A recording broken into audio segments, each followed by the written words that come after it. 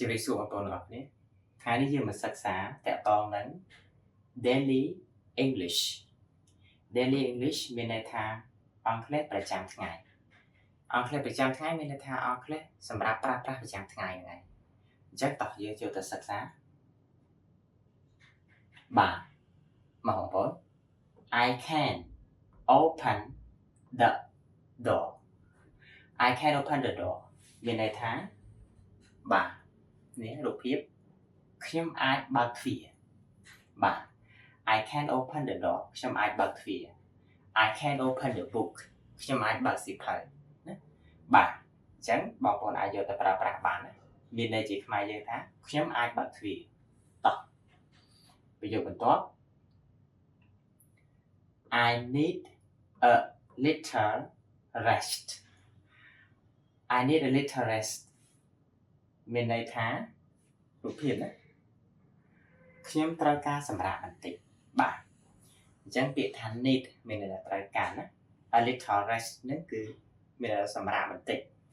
អញ្ចឹង I need a little rest មានន័យថាខ្ញុំត្រូវការសម្រាកបន្តិចមួយទៀត I know this place well I know this place well មានន័យថាបាទរូបភាពណាខ្ញុំស្គាល់កន្លែងនេះច្បាស់ណាស់បាទអញ្ចឹង I know កន្លែងនេះប្រែថាខ្ញុំស្គាល់ណា this place well កន្លែងនេះច្បាស់ណាស់បាទអញ្ចឹង I know this place well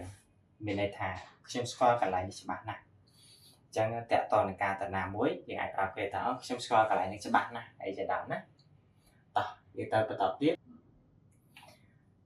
I get up at 6 I get up at 6 មានន័យថាបាទរូបភាពណា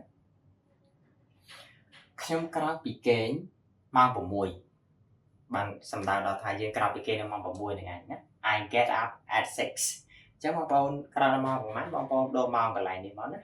បាទ I get up at 8 I get up at 9 បាទអញ្ចឹងយើងអាច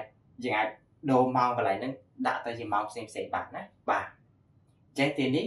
I get up at 6 បាទខ្ញុំក្រោកនៅម៉ោង6មកប្រយោគបន្ទាប់ I make my bed I make my bed អញ្ចឹងកន្លែងនេះបងប្អូនមើលរូបភាពនេះបាទមានន័យថាខ្ញុំរៀបចំគ្រែរបស់ខ្ញុំអញ្ចឹង make កន្លែងនេះមានន័យថារៀបចំមិនមែនបង្កើតទេណាដោយសារពាក្យ make មានន័យច្រើនបាទបងប្អូនអញ្ចឹងថ្ងៃនេះយើងសិក្សាប្រយោគខ្លីៗមួយចំនួនទាក់ទងនឹងការប្រើប្រាស់ប្រចាំថ្ងៃហើយបើសិនជាបងប្អូនចង់ឆាប់ចេះបងប្អូនអាចយកប្រយោគទាំងអស់ហ្នឹងទៅប្រើនៅក្នុង daily